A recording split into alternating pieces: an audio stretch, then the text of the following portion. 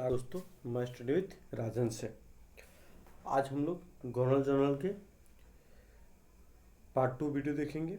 आधुनिक भारत में ये हम लोग लुसेंट का कला चरित्र ला रहे हैं, जिसमें हम लुसेंट के सभी जो लाइन है उसको पढ़ रहे हैं और जो इम्पोर्टेंट है उसको आप लोगों को बता रहे हैं। अलग से कुछ इम्पोर्टेंट फैक्ट जो है उसको भी बता रहे हैं, जो आपको पीसीएस और उसके नीचे के जितने भी एग्ज़ाम हैं उसके लिए लुसेंट बुक इम्पोर्टेंट होती है।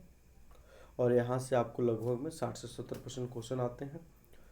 ठीक, तो जो वीडियो हम बता रहे हैं वो लुसेंट स्पेशल है। और यहाँ पे जो इम्पोर्टेंट हम बता रहे हैं बीबीआई लुसेंट में से जितने भी क्वेश्चन पूछे जाएंगे वहाँ से आपको 90% क्वेश्चन पूछे जाएंगे, जो आपके एग्जाम के क्वालिफाई के लिए काफ़ी होगा और कम समय में भी याद हो जाएगा।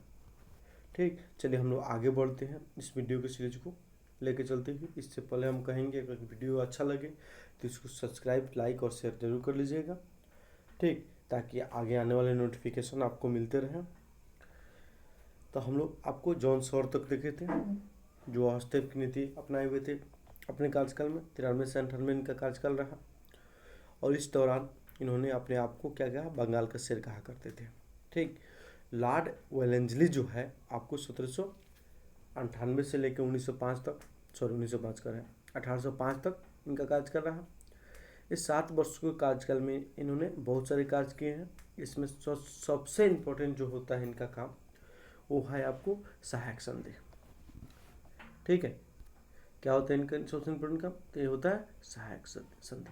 सहायक संधि के तहत एक भारतीय क्षेत्र जो होता था, भारतीय राजा का अधीन होता था क्षेत्र, इनसे अपना संधि कर लेते थे और कहते थे कि आपको किसी प्रकार का सहायता चाहिए तो हम आपको देंगे। आपको सेना रखने की कोई आवश्यकता नहीं है, बस हमारी सेना का खर्च आप क्या कीजिएगा, दे दीजिएगा। और आपके यहाँ पे हम एक अपना आदमी रखेंगे दरबार में, ये देखने के लिए कहीं आप मेरे विरुद्ध कोई गतिविधि तो नहीं कर रहे हैं। ठीक, तो इस प्रकार से इन्होंने क्या होशियारी किया कि अपना सेना भी रखा और सेना का खर्च खुद से नहीं उठाया बल्कि भारतीय राजाओं से ही उठाया और उन्हीं के विरोध में इसका प्रयोग किया। मान लीजिए इनसे सहायक संधि किया है, इनसे नहीं किया है, इनसे झगड़ा है, तो अपना दोनों मिलकर इसको हरा देगा। इस तरह से सब भारतीय से धीरे धीरे खत्म हो जाएंगे और अंत में ये जो क्षेत्र बचेगा इसको भी ये हमारे अपने क्षेत्र अधीन कर लेंगे। ठीक, तो इस प्रकार से सहायक संधि में सैन्य सहायता किया जाता था ब्रिटेन के द्वारा और सैन्य खर्च उस राजा से लिया जाता था। ठीक, तो आपको सहायक संधि का शुरुआत किसने किया? तो लॉर्ड डलहौजी ने किया। चलिए आगे हम लोग बढ़ेंगे।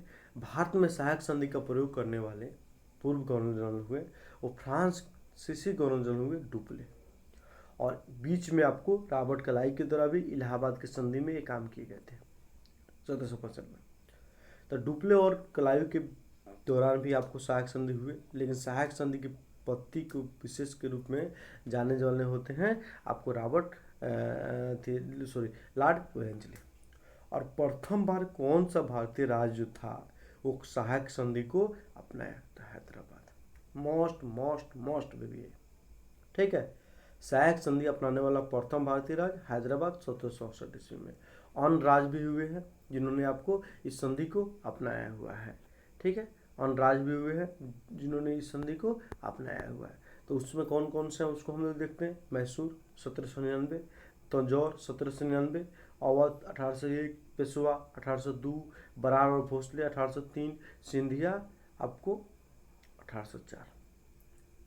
अब ये पूछे जाते हैं एग्जाम में, याद भी रखना है। अब कैसे याद होगा हम आपको बताते हैं। देखिए, हैदराबाद, मैसूर, तंजौर, अवध, पेशवा, इतना याद रखिए, बाकी सब आपको खुद कर लीजिएगा, कोई दिक्कत नहीं होता है। उसके बाद क्वेश्चन पूछे जाते हैं, बन भी जाते हैं। तो याद कैसे रहेगा? कर्म में हम तो अब हम तो आपके हुए, हम तो आपके हुए, हम तो आपके हुए।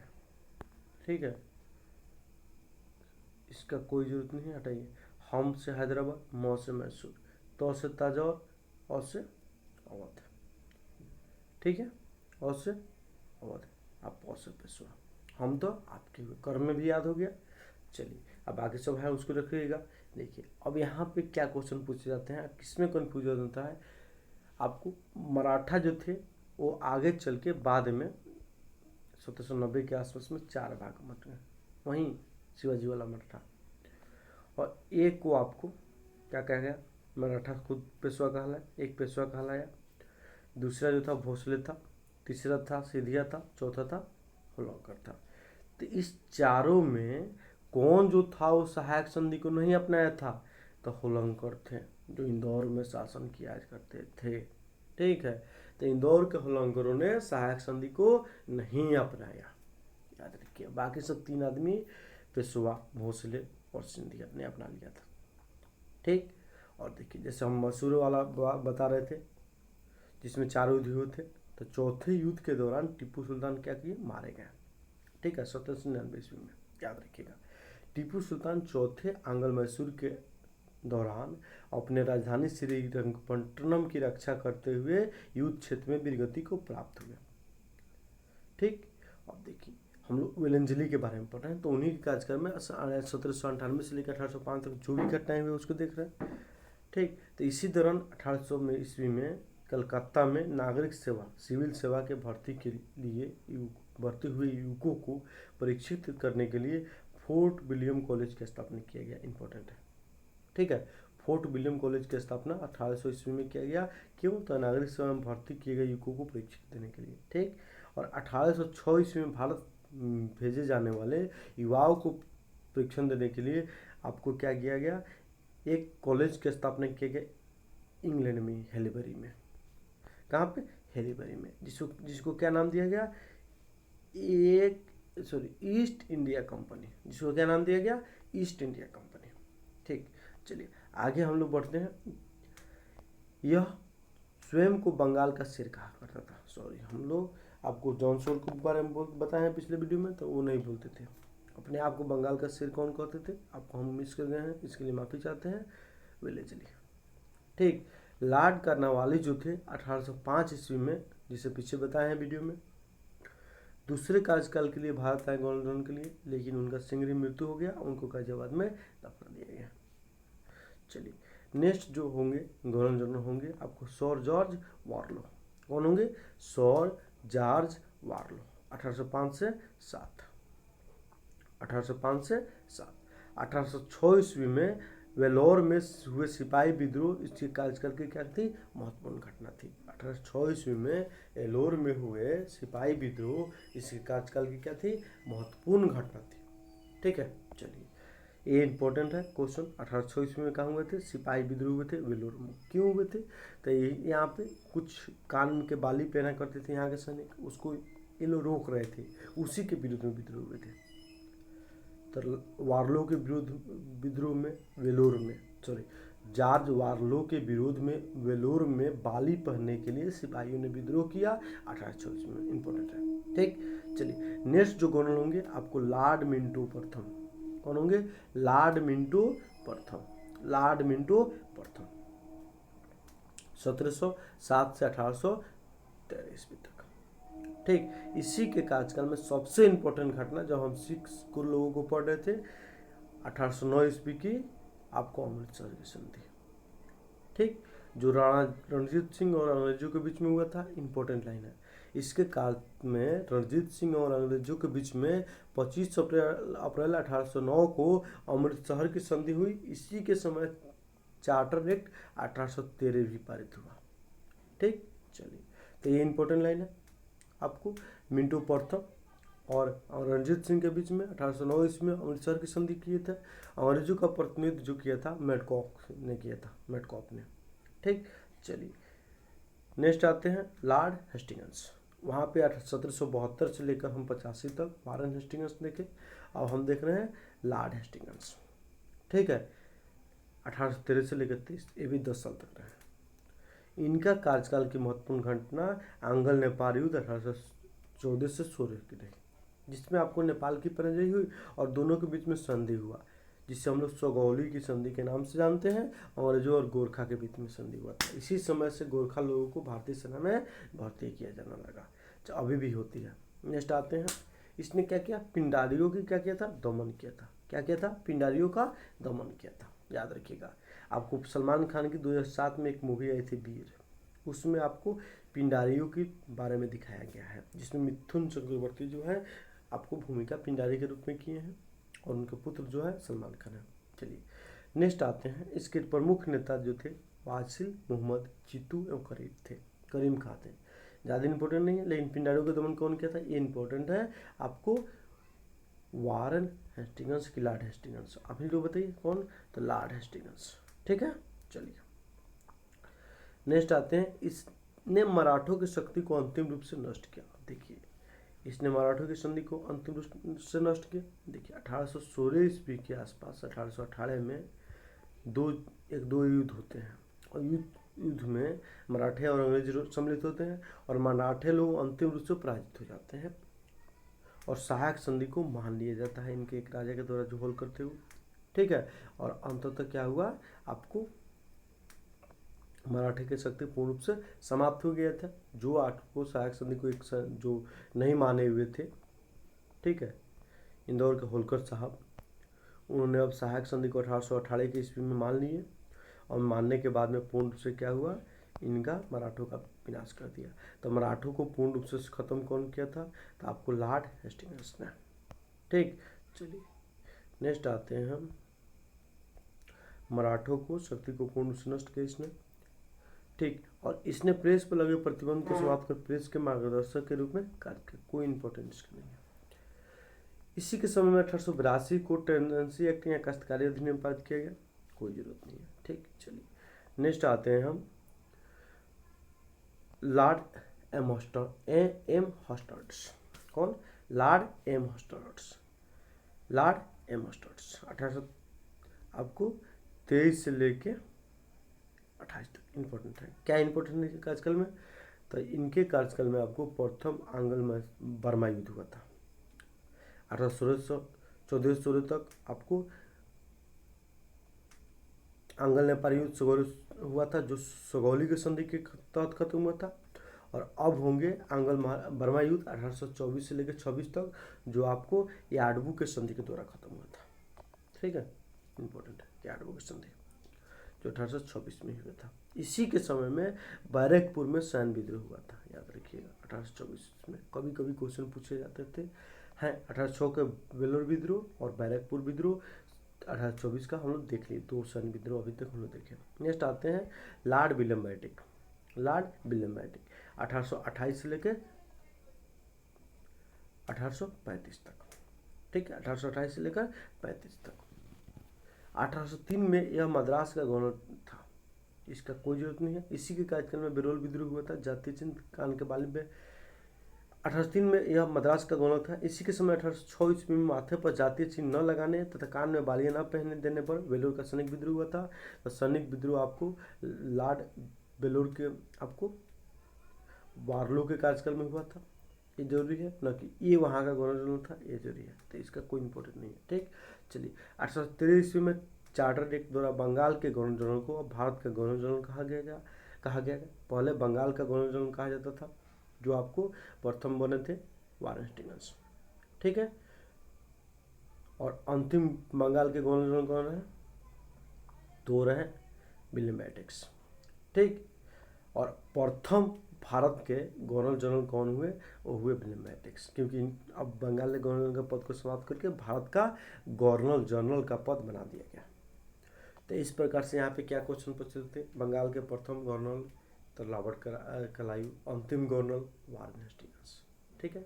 और प्रथम बंगाल के गवर्नर जनरल वारन हेस्टिंग्स और अंतिम बंगाल के governor general Lord William Bentinck और प्रथम भारत के गवर्नर जनरल, ठीक है, वो होंगे लॉर्ड विलियम बेंटिक, याद रखिएगा, इंपॉर्टेंट है।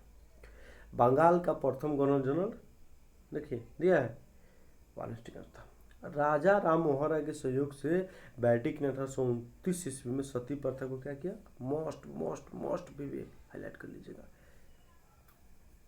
समाप्त कर दिया। बेंटिक ने इसी प्रथा के खिलाफ में कानून बनाकर 1829 ईस्वी में धारा 17 मोस्ट भी कभी पूछे जाते हैं के द्वारा विधवाओं के सती होने पर को अवैध घोषित किया गया। इसके पहले भी कुछ भारतीय सम्राट जो थे इस धारा को समाप्त करने की कोशिश किया था, जिसमें अकबर और मराठा का नाम उल्लेखनीय है।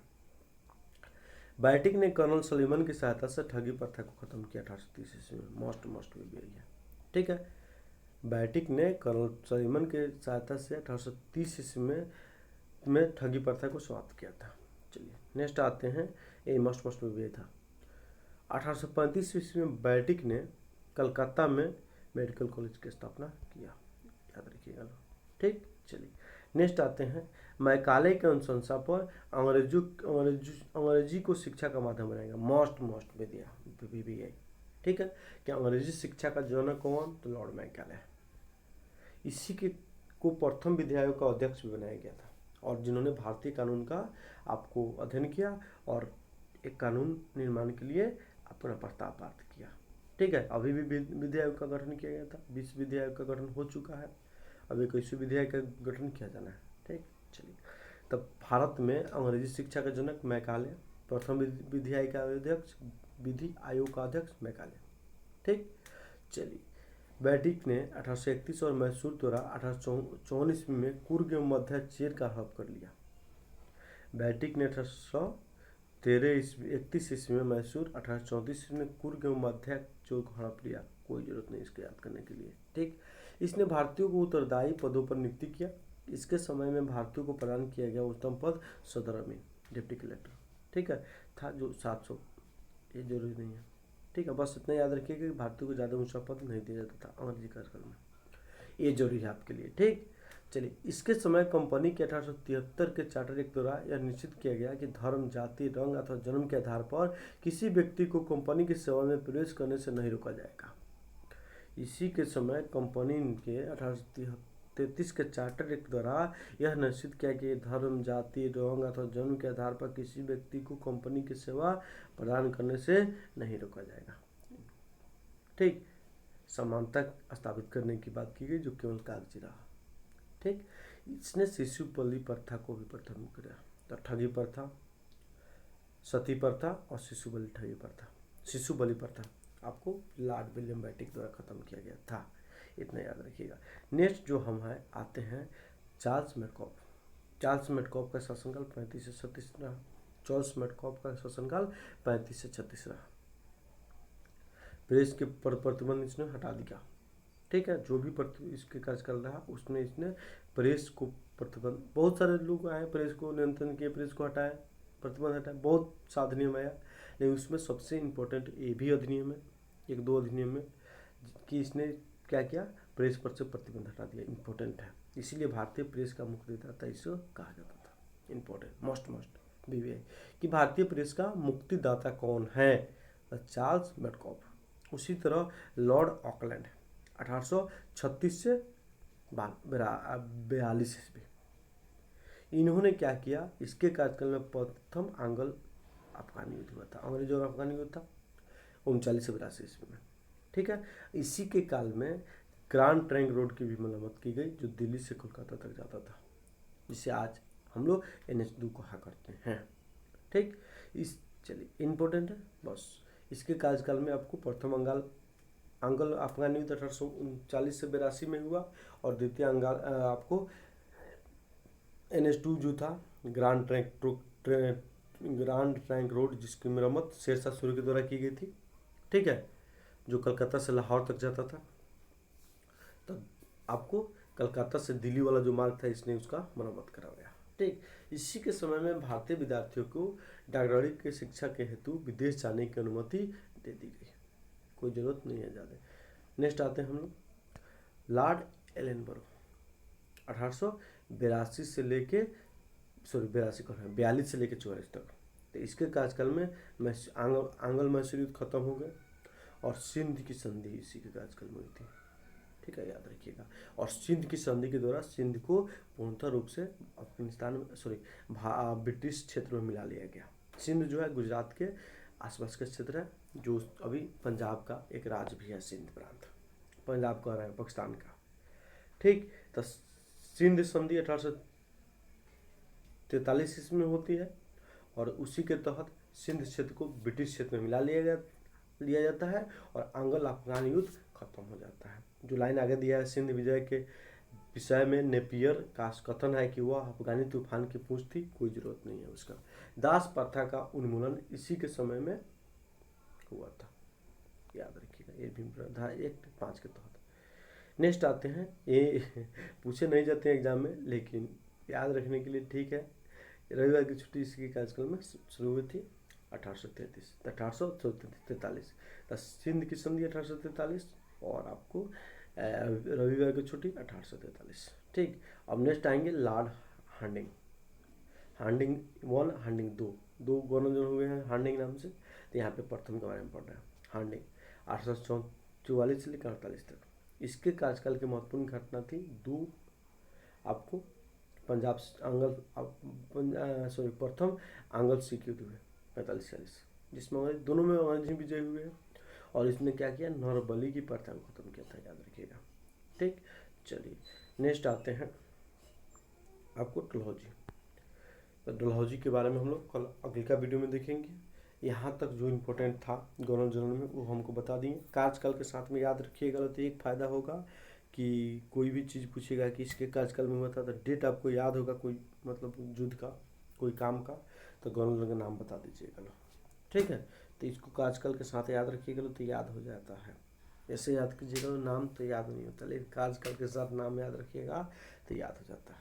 ठीक है, क्रम में 4 बार 5 बार 6 बार रटिएगा लोग तो याद हो जाएगा। याद करना भी जरूरी है, एग्जाम में पूछता है हम लोगों का एग्जाम पास करना है। ठीक है, नॉलेज लेने के लिए लुसेंट नहीं है, ठीक है, विद्वान बनने के लिए लुसेंट नहीं है, एग्जाम पास कीजिए बस।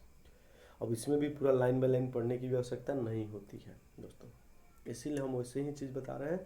जो इम्पोर्टेंट है वैसे पढ़ के सब बता दे रहे हैं, लेकिन जो इम्पोर्टेंट है उसको हम लोग हाईलाइट भी करा दे रहे हैं। उसी को देखिए, 4 बार 5 बार क्वेश्चन बैंक बनाइए। हम कुछ दिन में आपको घटना चक्र सीरीज शुरू करेंगे 21 का, वहाँ पे भी क्वेश्चन को हम कराएंगे। इस तरह से भी क्वेश्चन सेट प्रैक्टिस कराएंगे, हमको टाइम जैसे मिलता रहेगा वैसे।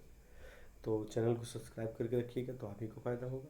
बीपीएससी का एग्ज़ाम आएगा, अभी मेंस का हमारा टाइम है, थोड़ा मेंस में टाइम दिए हुए हैं। प्री आ जाएगा तो पूरा प्री पर फिर देंगे, तो प्री भी आप लोग को साथ साथ कराएंगे। ठीक है, और गारंटी देते हैं, और हमारे बताए अकॉर्डिंग आप लोग प्री के लिए तैयारी कर लीजिएगा, तो करंट का क्वेश्चन, बिहार स्पेशल क्वेश्चन नहीं छूटेगा, हम गारंटी देते हैं। ठीक है, वहाँ से आपको 40 से 50 क्वेश्चन बनते हैं। 50 क्वेश्चन बीपीएससी में सिलेक्शन के लिए इम्पोर्टेंस रखता है। ठीक, बाकी लुसेंट और कुछ थोड़ा बुक पढ़ना पड़ता है, उसके लिए हो जाएगा। ठीक है दोस्त, हम चलते हैं। अब बाकी अगर आप लोग को वीडियो अच्छा लगा हो तो लाइक और शेयर जरूर कर दीजिएगा। ठीक है, धन्यवाद दोस्तों।